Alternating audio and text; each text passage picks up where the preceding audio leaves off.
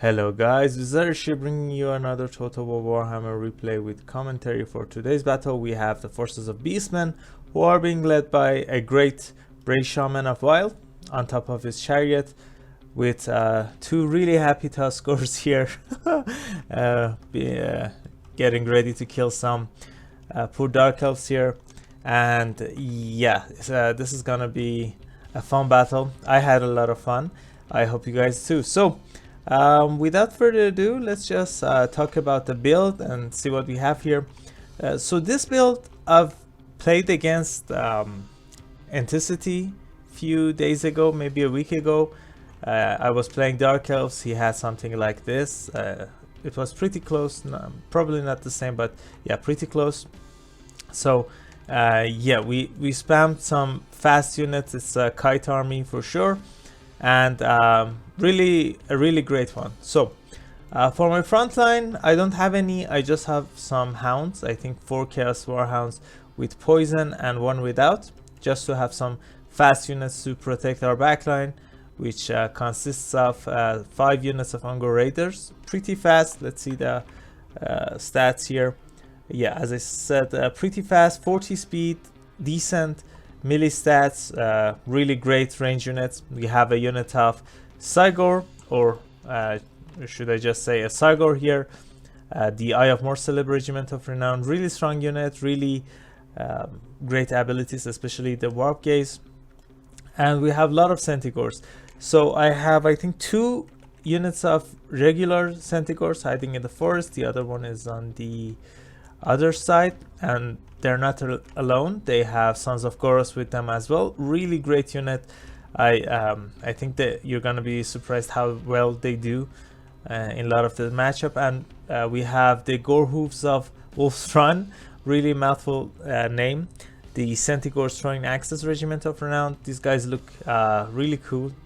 I'm not sure if you've seen these runes on them. They're not probably tattoos, but yeah, looking really cool. And a regular unit of Centigors with throwing axes.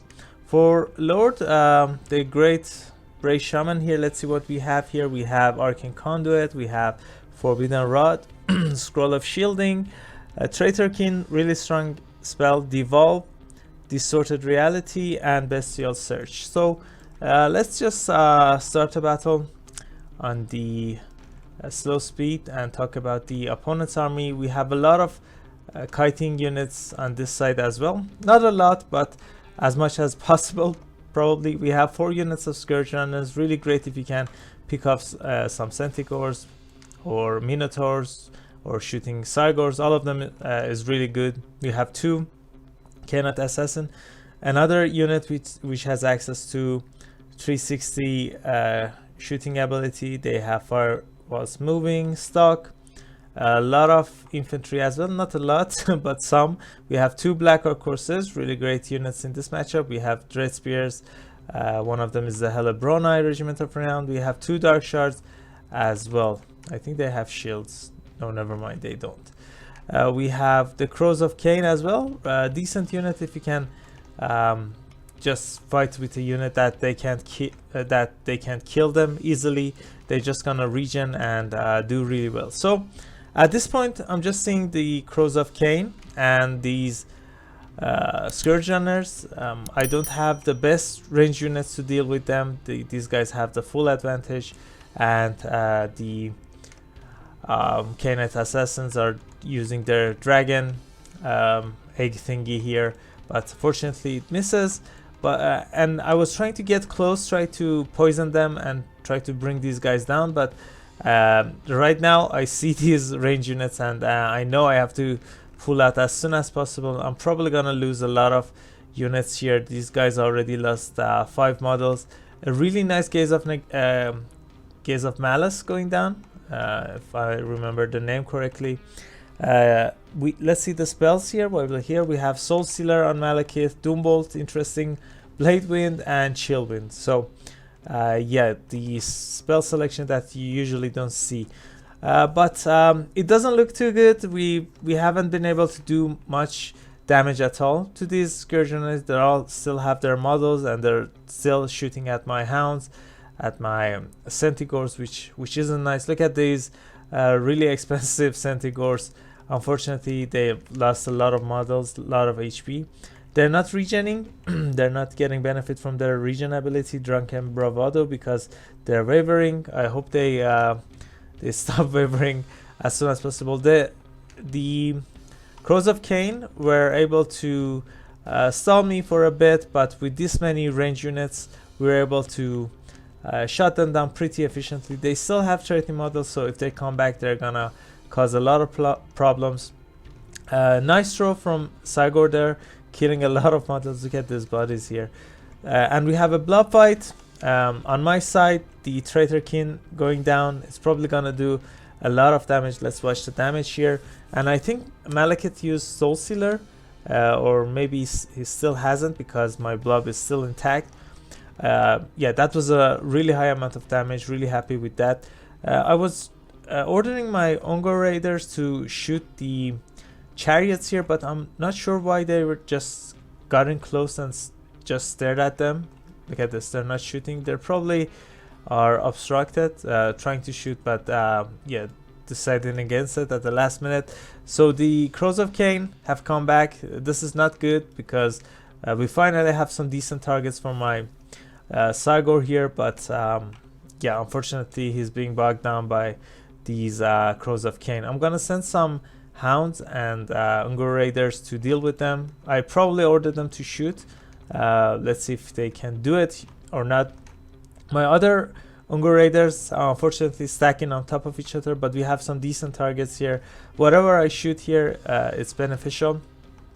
My throwing axes are fighting Malekith, throwing some of their range ammunition onto these Black Oak horses, which is nice. These guys have high armor, so that's nice. My Brave Shaman is stuck between some chariots, but it's fine. He can fight, especially with some support from the Centigores here. Really nice throw from my Sigor there. Still, my throwing axes are trying to whittle down these units. They probably are shooting at Malekith. Let's see his HP. A really nice amber throw again, amber stone being thrown at these poor dark shards. They're probably gonna run away. We got some really decent charge into one of the dark shards here, doing some really good damage, but I took some damage in return, which is understandable. I mean, my opponent has a lot of units, anti-large units, range units to deal with them, so they're just gonna run and hide in the forest, and yeah, I'm gonna leave them for the end game here. Malekith trying to fight the Sigor here. Soul Stealer going down. It's probably gonna do some damage. Let's see the rock being hauled at Malekith. Not hitting, but he probably did do some damage to Malekith. Otherwise, I'm not sure how he took this much damage. The throwing axes did some in there for sure, but yeah, the Sigor is doing trying his best at least as well. So let's take a overlook of the battlefield. Oh my god, let's see what we have here. We have some Centigores remaining. Unfortunately my caster got shot down by these Cainite assassins. They have their poison ammo, which reduces speed, and with their web of shadows that I thought they used already, they unfortunately killed him, and it doesn't look too good for me. Malekith still healthy. I lost my caster. I don't have any hounds remaining. I probably do, but they're probably too damaged to do stuff. So we have a lot of Ungor Raiders. We have some Centigores with throwing axes who has used a lot of their ammunition, but this is not bad. We're throwing some axes at Malekith. Whereas yeah, Sons of Gorus are also kind of healthy. I was able to move and maneuver away from these units that were chasing him, which is really nice. They still have their HP, and we got a really decent charge at these Cainite assassins, which are really scary if they can get into to the range of the Eye of Morsalib. So I use his warp gaze again, so he's standing in place, getting shot at by a lot of Ungor Raiders and probably some access as well. These Sons of Gorus probably gonna do a lot of damage to Malekith. They have armor piercing, and they have magical damage, I think. Yeah, which goes through his 20% physical resistance, which is really nice, going under 1000.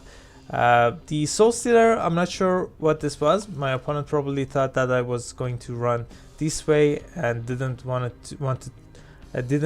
thought he could catch these Sons of Gorus. But again, we get a really nice rear charge into Malekith. He's taking a lot of damage. My Cygor dies, unfortunately, but he's in a bad spot. He's taking a lot of damage from my Centaurs, who are still fresh. Keep that in mind.